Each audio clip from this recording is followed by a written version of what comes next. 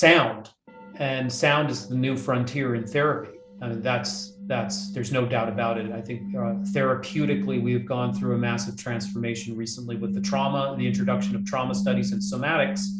That has revolutionized the field of psychotherapy without a doubt. If it weren't for people like Bessel van der Kolk and Dan Siegel and polyvagal theory by Porges and Gabor Mate, of course, Peter Levine, I think therapy would still be stuck in a kind of dark age of neck up talk, conventional talk therapy.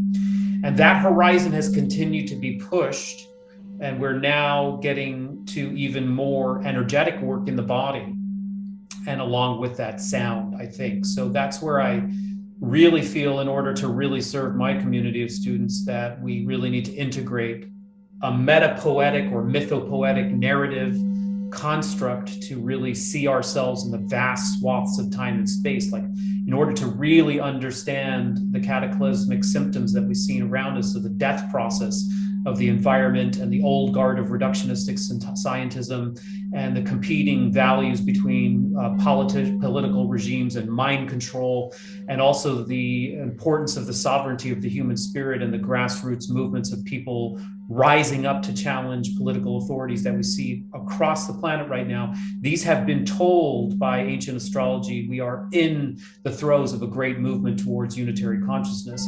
That being the case, what about the individual? Well, the individual is making a very deep descent into the soul and reclaiming our own vitality that has been stuffed or stifled by too linear thinking and reductionistic thinking and left brain or left mode operandi. And so sound, yoga, movement, song, rituals, community, mantra, these energetics, these represent for the individual the new frontier of health and healing, all the way to spiritual development. And so at the beginning of this course, this one-year course, I invited Phil to join me for an experiment, which was to see if we could bring our various streams of interest. Phil's are definitely in Chinese medicine, which includes the meridians, which is a very ancient map of the subtle body. And of course, he's very profound, what I would call angelic voice, and his background in music and his recent interest in creating frequency with sound bowls and sound baths, and his deep study of contemplative therapy and trauma. All of these together with my interest in mythology, Tibetan Buddhism, visualization, the subtle body, and guided meditations, along with trauma work, could we synthesize those into a virtual experience for people so that within a half an hour, we would be able to provide a bottom-up experience of the soul in its transformational arc. So let me break that down, unless you have any further questions.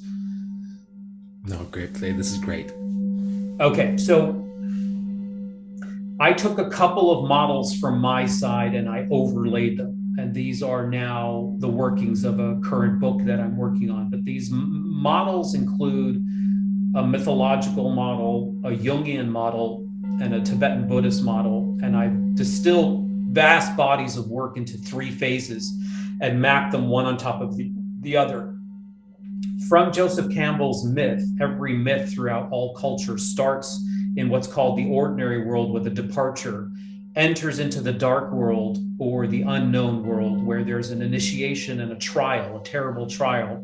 And then there is a regaining of some sacred treasure and a return home with the elixir. And so you have these 3 discrete, though interlaced phases that mark every myth of every hero of every country and every culture in every epoch.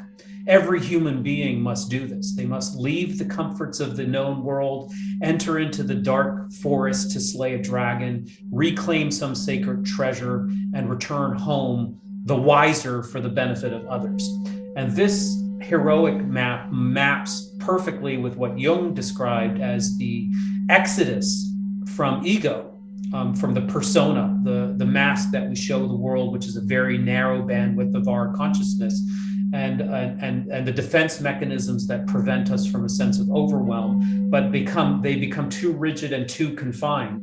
And so everybody must embark beyond the persona and descend into the darkness of the shadow, where there's all the unwanted bits, the trauma bits, the bits where we don't feel competent, the bits where we could feel completely broken, traumatic memories from one lifetime in childhood, but perhaps ancestral traumas dating back through the millennium. Parts of our experience that do not fit the nice, neat persona and have to be, in a way, reclaimed.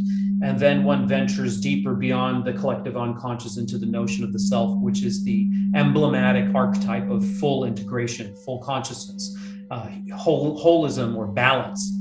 And so that is a very consistent art from a psychological point of view as the mythopoetic art of Campbell. And then I finally added one third arc, which was the Tibetan alchemical arc. And the Tibetans, what they wisely did is that they took an entire human life cycle, which begins with birth, goes through life, and ends with death. And normally that's done without much awareness, and it's done compulsively, and it's done recklessly, and it's done in a way or a manner in which tremendous negative karma or action is accumulated, and one dies pretty much unsuccessfully. There are many interrelated factors or causal conditions that create that in the modern context, but the Tibetans realized this and they flipped it on its head so that they would rehearse how to die consciously and bravely, then how to arise in what's called a bardo or a liminal space, a place of liminality where one could reverse engineer the soul, deconstruct it and reconstruct it. In fact, actually in Western alchemy, there is a motto called salve et coagula. Salve et coagula. The word salve is a cognate with the English word dissolve. First to dissolve, and coagula. We would recognize that from the cognate words coagulate or come together or reconstitute.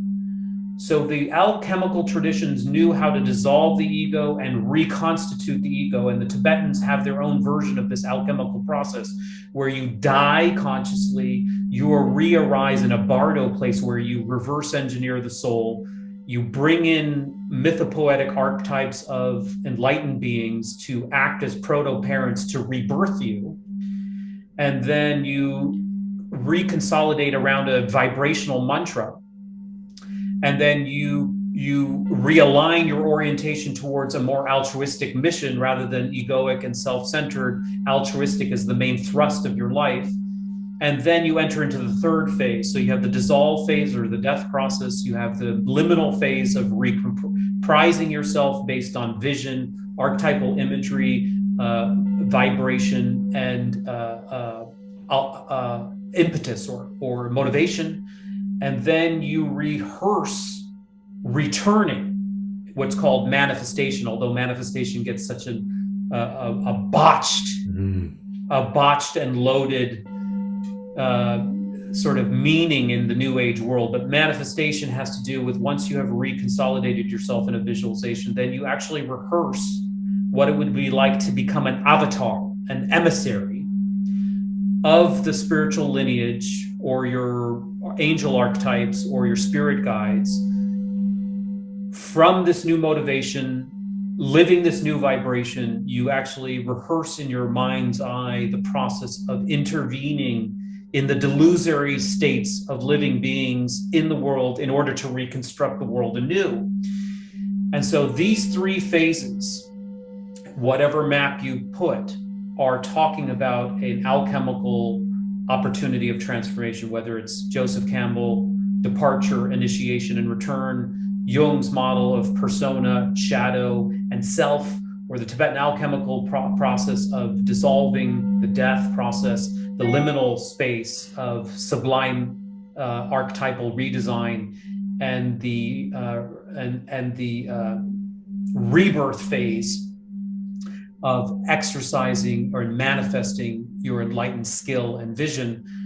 All of these are suggesting to our brain how to use the moment to our advantage and reconstruct ourselves anew so that we can have maximal benefit on the planet. And so this was my intention as an experiment, is how do we bring 100, 150 people, 250 people into a space where they are daily repeating this sequence using our virtual reality simulator. Essentially, that's what it does. So the collaboration between Phil and I creates a virtual reality simulator drawing on these mythopoetic, vibratory, archetypal, linguistic threads to provide a simulation for death and rebirth so that we can cultivate, like a fighter pilot in a flight simulator, the kinds of skills and vision that we need to reconstruct the planet, because it's hanging in the balance. The planet in astrological context is hanging in the balance and needs more and more people to wake up, take responsibility, find the kind of optimal energy that they need in order to be good stewards of the future that we can build.